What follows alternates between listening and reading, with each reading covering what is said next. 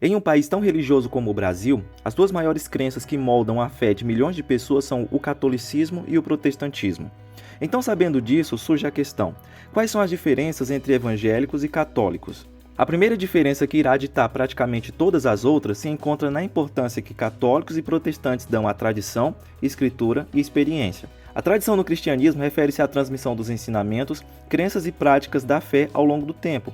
É o que dizem os concílios, os pais da igreja, os grandes filósofos cristãos. As escrituras referem-se à Bíblia, a palavra de Deus. E experiência refere-se às experiências espirituais, como falar em línguas, curas divinas, revelações e manifestações do Espírito Santo. Para os católicos, a tradição está em primeiro lugar como mais importante para reger sua fé, ou seja, a Igreja Católica está acima da Bíblia, visto que para eles a Bíblia foi feita, compilada, guardada pela Igreja Católica. Já para os protestantes, as Escrituras estão em primeiro lugar como regra de fé e prática. É claro que algumas denominações protestantes colocam em segundo lugar a experiência, como por exemplo os pentecostais, enquanto outras denominações protestantes mais tradicionais colocam a tradição como segunda mais importante. Mas a Bíblia está sempre em primeiro lugar, bem acima das outras. Por esse motivo, durante debates, católicos e protestantes não conseguem se entender. A questão fundamental é que eles têm ênfases diferentes. Católicos valorizam mais a tradição, ou seja, o que diz a Igreja Católica, e evangélicos valorizam mais precisamente o que está nas Escrituras. Mas ainda falando da Bíblia, a Bíblia Católica não é como a Bíblia Protestante. Enquanto a Bíblia Protestante tem 66 livros, a Bíblia Católica tem 73, 7 a mais. Esses livros são chamados de deuterocanônicos. É interessante observar que esses livros não são aceitos pelos evangélicos, mesmo eles sendo amantes da Bíblia, por alguns motivos.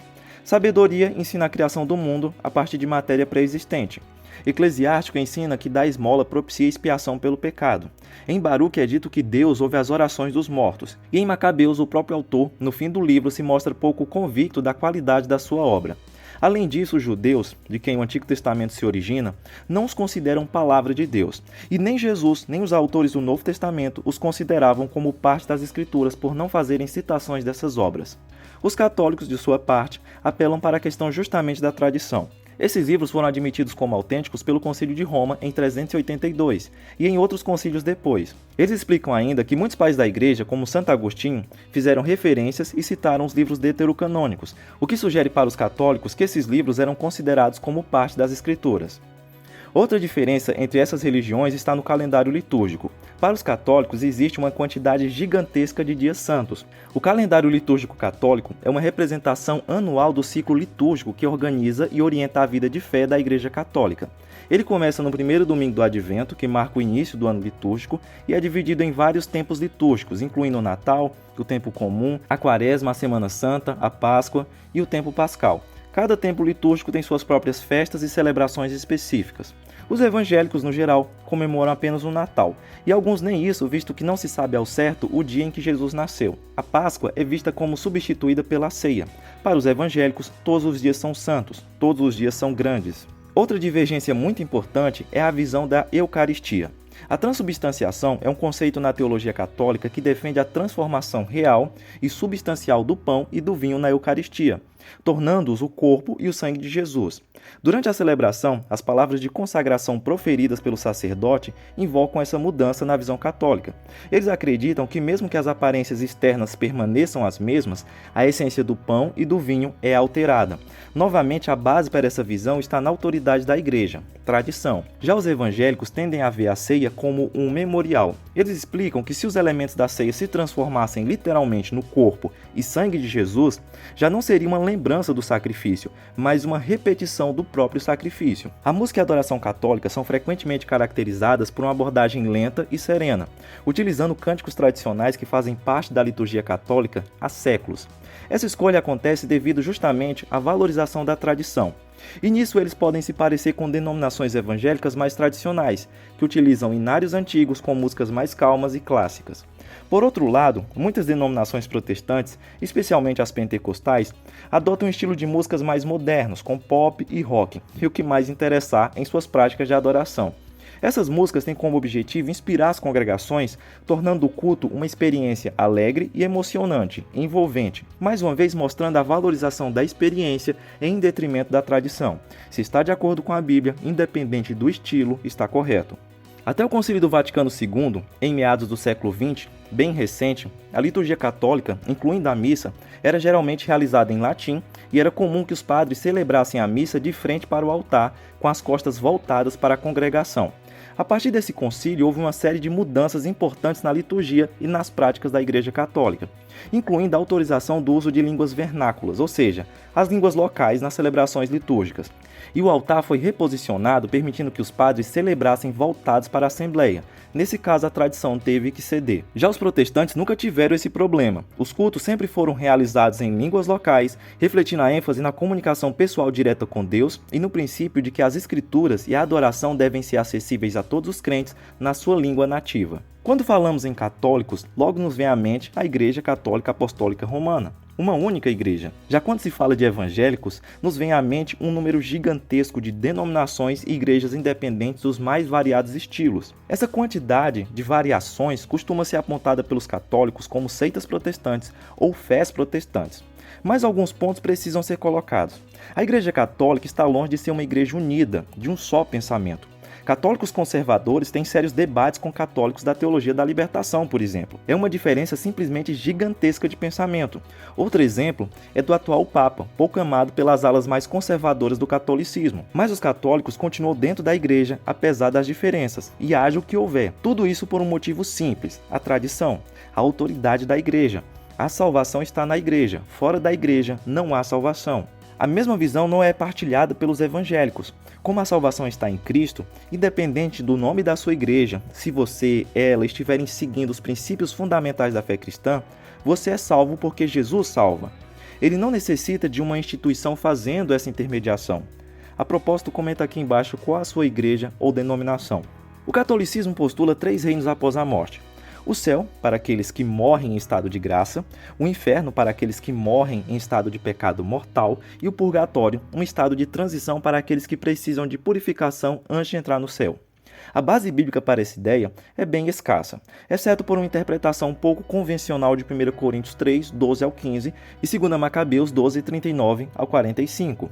De resto, novamente, o que importa nesse ponto é a questão da tradição, a autoridade da igreja. Visto que a Igreja Católica só ensinou explicitamente a existência do purgatório a partir do Segundo Concílio de Leão, em 1274.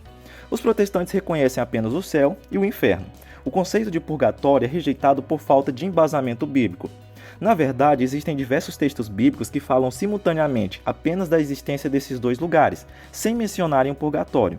Outra diferença importante é que os católicos frequentemente utilizam água benta, uma água abençoada por um diácono, padre ou bispo. Ela é aspergida sobre fiéis e objetos como sinal da graça santificadora, tornando-se um sacramento. Por outro lado, os protestantes geralmente não recorrem a meios físicos para suas bênçãos, exceto o neopentecostalismo. Eles confiam no poder da oração como forma de buscar as bênçãos de Deus, enfatizando uma relação direta entre o crente e Deus. Os católicos ainda, de forma tradicional, utilizam rosários, que são colares para contar uma série de orações, incluindo o Pai Nosso e a Ave Maria. Acredita-se que esse ciclo de orações aproxima o adorador de Maria e Jesus. Em contrapartida, os protestantes normalmente não incorporam itens físicos durante a oração, já que a Bíblia não menciona nada disso. Além disso, eles acreditam em um relacionamento pessoal direto com Deus, sem a necessidade da mediação de objetos físicos ou intercessores humanos. Como dito na Bíblia, porque há um só Deus e um só mediador entre Deus e os homens, Jesus Cristo, homem. Falando em Maria, essa é outra diferença gigantesca entre católicos e evangélicos. Para os católicos, Maria permaneceu virgem antes, durante e após o nascimento de Jesus. Outro atributo associado a Maria na teologia católica é a impecabilidade, que se refere à ausência de pecado. Acredita-se que Maria tenha sido preservada do pecado desde o momento da sua concepção, uma doutrina conhecida como Imaculada Conceição, estabelecida como dogma pela Igreja Católica em 1854. Ao longo dos séculos, ela recebeu diversas características pertencentes somente a Jesus Cristo. Os evangélicos se opõem completamente à supervalorização e até endeusamento de Maria dentro do catolicismo. Primeiro, há fortes indicativos bíblicos de que ela teve outros filhos. ou que não foi virgem a vida toda. Segundo, as interações entre Jesus e Maria na Bíblia não parecem levar a crer que ele a considerasse tão importante como os católicos a consideram. E nem os outros livros bíblicos levam a crer nessa possibilidade, visto que depois de Atos 1 e 14, ela não é mais citada, demonstrando que para os autores bíblicos ela não tinha tanta importância como passou a ter depois. Os católicos respondem que esses textos que falam dos irmãos de Jesus não está falando dos seus irmãos, mas apenas de primos ou meio-irmãos. Isso seria uma questão de interpretação errada dos protestantes. Seja como for, os protestantes indicam que não existe nada na Bíblia que justifique Maria ser tratada dessa forma. Para os católicos, a confissão de pecados é normalmente realizada com um padre dentro de uma cabine de confissão ou de um confessionário. Sacramento conhecido como reconciliação ou penitência, e significa que o arrependimento do pecador e a graça perdoadora de Deus é transmitida através do sacerdote.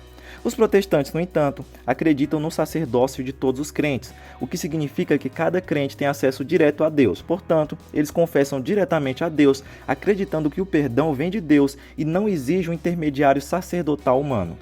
O segundo concílio de Nicéia tratou da questão das imagens e ícones na igreja. Foi afirmado que a veneração das imagens não é adoração, mas uma forma de homenagear aqueles que estão representados nas imagens. A tradição católica faz distinção entre adoração, latria, e veneração, dulia.